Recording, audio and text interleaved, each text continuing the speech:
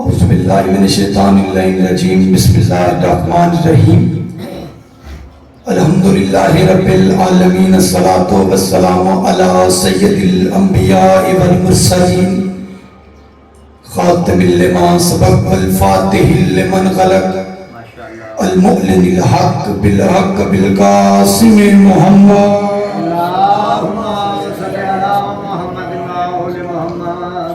وأهل بيته الطيبين الطاهرين المعصومين المنتجبين المظلومين الذين أذهب الله عنهم الرجس وطهرهم تطهيرا اللهم صل على محمد وآل محمد ولعنة الله على أعدائهم أجمعين.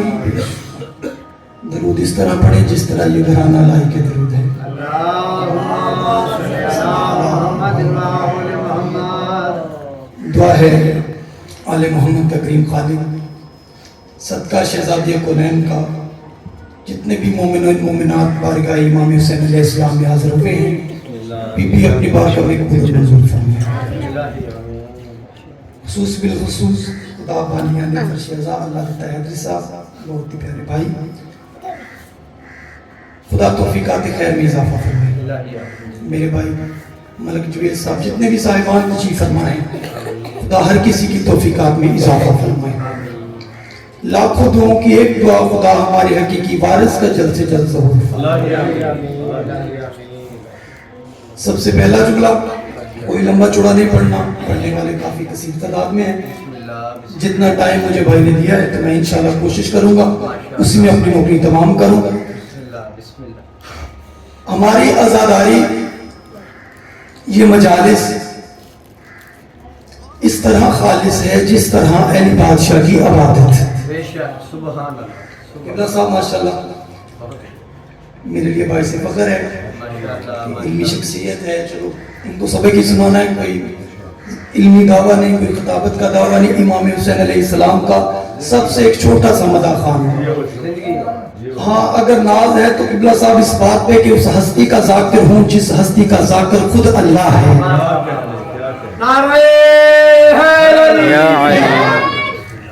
یہ عزاداری اس طرح خالص ہے جس طرح اہل بادشاہ کی عبادت.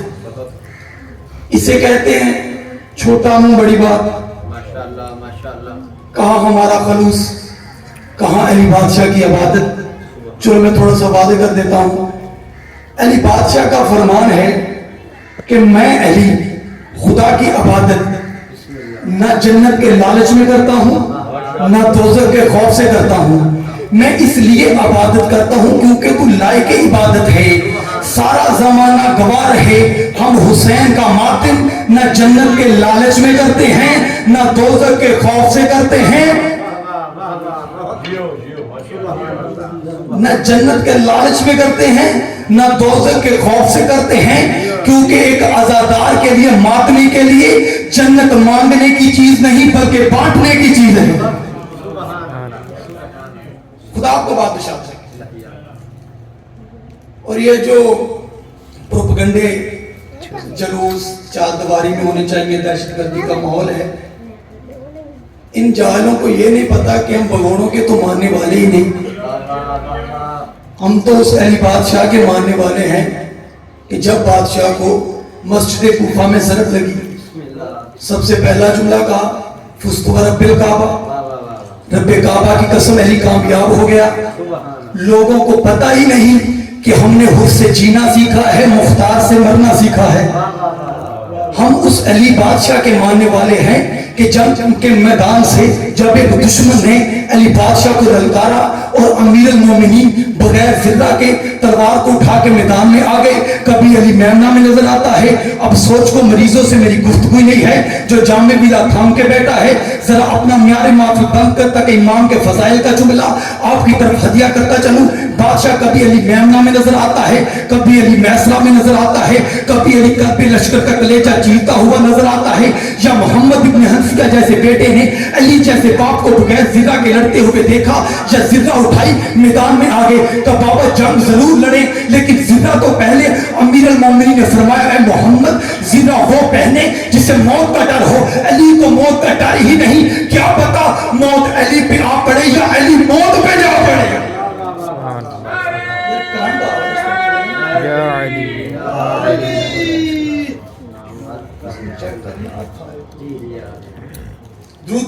محمد و آل محمد کی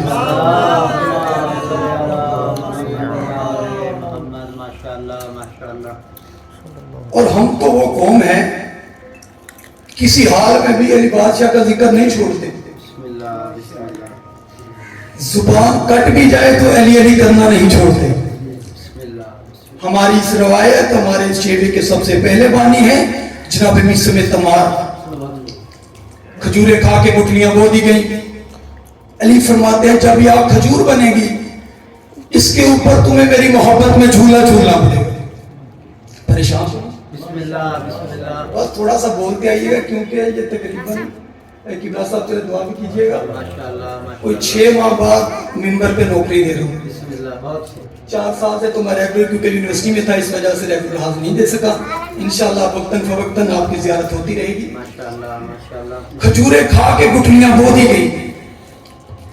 علی فرماتے ہیں جب یہاں کھجور بنے گی بتانا چاہتا ہوں کہ علی والوں کا عقیدہ کیا ہے, بہادری کیا ہے.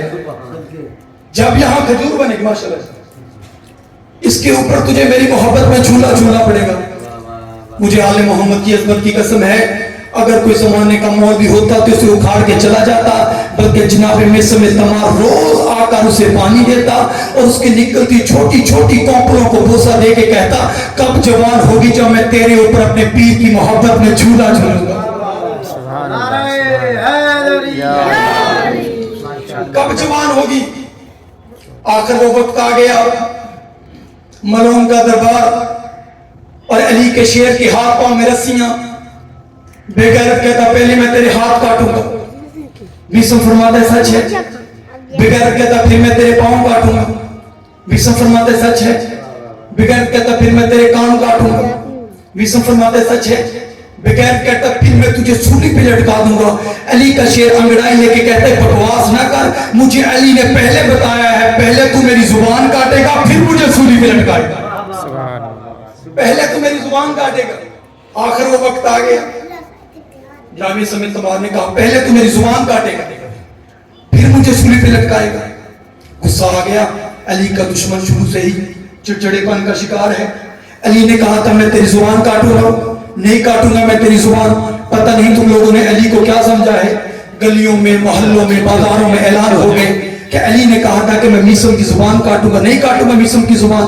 مجمع جمع ہوتا کیا لوگ اکٹھے ہوتے گئے. یا جناب میثم تمار نے فرمایا یا ایھا الناس, اے لوگوں جب تک یہ کتا میری زبان نہیں کاٹتا اور میں تجھے اپنے پیر کے فضائل سناؤں. مجھے علی نے بتایا تھا آدم کی توبہ میں نے قبول کرائی. مجھے علی نے بتایا تھا نوح کی کشتی میں نے پار لگائی.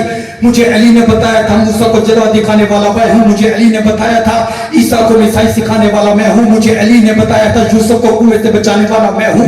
مجھے علی نے بتایا تھا اگر میں حکم نہ دوں تو کوئی فرشتہ حرکت نہیں کر سکتا.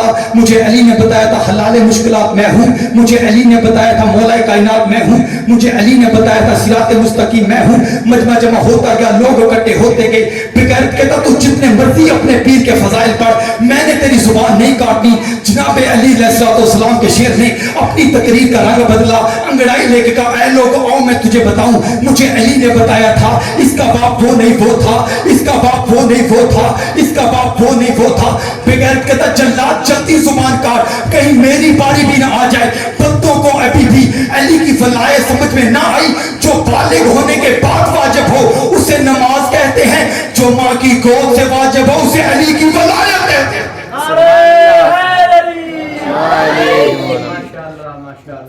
خدا کو بادشاہ رکھے. ایک نا بیماری ہوتی ہے کلر بلائنڈ, آج کل کافی لوگوں میں. اس میں یہ ہوتا ہے کہ بندے کو یعنی کہ کچھ کلر ایسے ہوتے ہیں جو نظر نہیں آتے. مولوی کو بھی سب کچھ نظر آتا ہے سوائے علی کے. علی بادشاہ کے سوائے سے سب کچھ سنائی دیتا ہے. ایک شاعر نے یہاں ایک نقشہ کھینچا ہے. علی کے نام کا چرچا بہت ہے, یہ ملا بھی مگر بہرا بہت ہے, مگر جو کر لوں کبھی حوروں کی باتیں یہی بہرا ہے جو سنتا بہت ہے. یہی ملا سنتا بہت. سامعین کرام یہ قدر سلیمان بن داؤد خدا کو کہا خدایا ایک ٹائم کا کھانا تیری مخلوق کا میرے ذمہ. بسم اللہ آواز قدرت آئی کہاں میری اتنی بڑی مخلوقات اور تو ایک دن کا مالک موقع تو دے ایک وقت کا کھانا ایک دعوت تمام مخلوق کی میں سلیمان بن داؤد کے ذمہ ٹائم فکس ہو گیا میلوں میں جنات دیگے پکانے لگ گئے کافی مہینوں تک کھانا پکتا رہا ایک دن کا کھانا کھلانا ہے جناب سلیمان بن داؤد نے اللہ کی مخلوق کو کھانا پکا رہے یا دریا سے ایک مچھلی بار بار اپنا منہ باہر نکالتی کتنی کی دیر ہے مجھے بھوک لگی ہے کتنی کی دیر ہے جب کافی دفعہ اس نے کہا نا تو جناب سلیمان نے کہا کہ اسے کھلاؤ اور فارغ کرو اس نے منہ کھولا دیگے چمچ برتن سب کچھ منہ میں انڈیل لیا پھر بھی کہتی اور جناب سلیمان پریشان ہو کے کہتے جتنا تمام مخلوق کے لیے بنایا تھا اتنا کھا بھی چکی ہے ابھی بھی کہتی ہے اور مچھلی کہتی ہے کہ اے اللہ کے نبی اتنا ہر روز 3 دفعہ مجھے علی کھلاتے ہیں اللہ کا نبی وہ علی جیسا نہیں آج کل کا مولوی علی جیسا کیسے یہی اللہ کا نبی ایک وادی سے گزرا وادی نبل قرآن کی آیت وادی سے گزرے تو چونٹی کی آواز آئی اے چونٹیوں اپنی اپنی بلوں میں گھس جاؤ اس سے پہلے کہ سلیمان کا لشکر تمہیں روند کے چلا جائے اور انہیں اس بات کا خبر بھی نہ ہو ایک دفعہ اس وادی سے جناب امیر بھی گزرے تھے لیکن چونٹیوں کی آواز آئی چونٹیوں باہر آؤ آج وہ آ گیا جس کا چہرہ دیکھنا عبادت ہے اللہ کے نبی نے چونٹی کو پکڑ لیا بھی تجھے مجھ سے کیا خطرہ کہا مجھے آپ سے کوئی خطرہ نہیں ہے لیکن آپ کے دائیں بائیں بالوں سے خطرہ ہے جناب سلیمان بن داؤد نے چونٹی کو ہاتھ پہ رکھا اور ہاتھ پہ رکھ کے کہا اس وقت تو افضل ہے یا میں چونٹی نے کہا اے اللہ کے نبی اس وقت میں آپ سے افضل ہوں اے چونٹی تو چونٹی میں خدا کا نبی تو مجھ سے کیسی افضل چونٹی کی آواز ہے اے اللہ کے نبی اس وقت آپ کے پاؤں ہیں زمین پر اور میرے پاؤں ہیں نبی کے ہاتھ پر مولوی کو نبی کے ہاتھ پہ چونٹی نظر آ گئی محمد کے کندھوں پہ کھڑا علی نظر نہیں ہے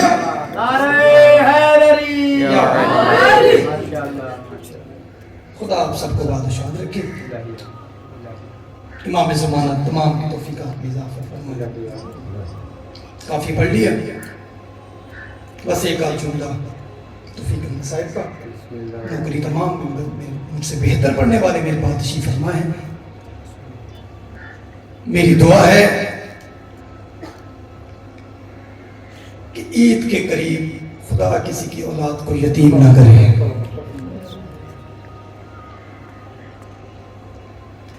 9 دن باقی تھے اولاد علی یتیم ہو گئی قبلہ ایک کوفہ سیدوں کی 2 عیدیں کھا گیا شہر ایک عیدیں 2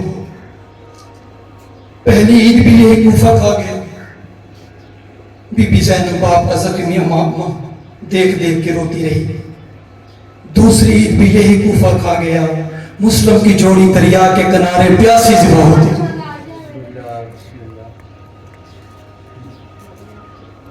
یہ نہیں کہ عید نہیں منانی چاہیے لیکن مناؤ ایسے جیسے آل محمد نے منایا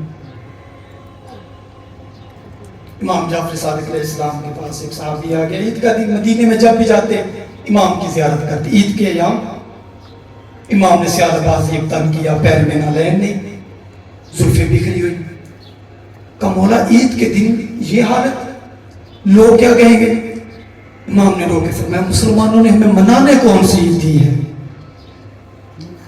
بس غزان امام مظلوم کربلا یقیناً بادشاہ کی شہادت آخر والے ذاکر پڑھیں گے لیکن ایک آج جملہ بادشاہ کی مصیبت کا کہنا چاہتا ہوں مصائب کا بستے زمانے میں علی بادشاہ نے اپنی شاہی میں علی بادشاہ نے اپنی بیٹیوں کو کوفے بلایا اللہ جانے کیا راستہ لیکن بزرگان دین پڑھتے ہیں کہ ایک رات اعلان کروا دیا جناب امیر نے کہ آج رات کوفے میں کوئی بھی باہر نہ نکلے. سارا کوفہ بند. حسن و حسین عباس کے پہرے. جناب علی نے جناب سیدہ کا ہاتھ پکڑا, کوفے کے بازار میں لے آئے رات کا وقت, اور رو کے کہتے ہیں اے زینب بیٹی, جی بابا, یہ دارالامارہ, یہ جامع مسجد, یہ دربار, یہ کچہری. بی بی رو کے کہتی ہے کہ بابا بازار اور کچہریاں تو بیٹوں کو دکھانے چاہیے, میں تو تیری بیٹی ہوں. علی بادشاہ رو کے کہتے ہیں اے زینب, ایک وقت آئے گا میرے بیٹے مارے جائیں گے اور تجھے میرے بیٹا بن کے ان بازاروں میں آنا پڑے گا. کوفہ کی عورتیں اکٹھی ہو کے جناب امیر کی خدمت میں حاضر ہوئی. کہا کہ یا علی, ہمارے مرد تو آپ کے پاس مسجد میں درس لے لیتے ہیں, قرآن پڑھ لیتے ہیں, ہم مستورات ہیں, مسجد میں نہیں آ سکتی. سنا ہے آپ کی بیٹی ہو بہو آپ کی طرح قرآن پڑھاتی ہے, سفارش کر دیں, درخواست کر دیں کہ آپ کی بیٹی ہم مستورات کو قرآن پڑھا دیا کرے. جناب امیر نے کہا ٹھیک ہے, میں وعدہ کرتا ہوں میری بیٹی تمہیں قرآن پڑھائے گی, لیکن ایک وعدہ میں تم سے بھی لیتا ہوں, تم بھی کرو, کبھی بھی رش بنا کے میری بیٹی کے پاس نہ جانا. میری بیٹی نے زندگی میں کبھی رش نہیں دیکھا. عزاداران امام مظلوم کربلا, کوفہ کی عورتیں جناب سیدہ کے پاس جاتی, قرآن پڑھتی, درس لیتی, واپس چلی جاتی.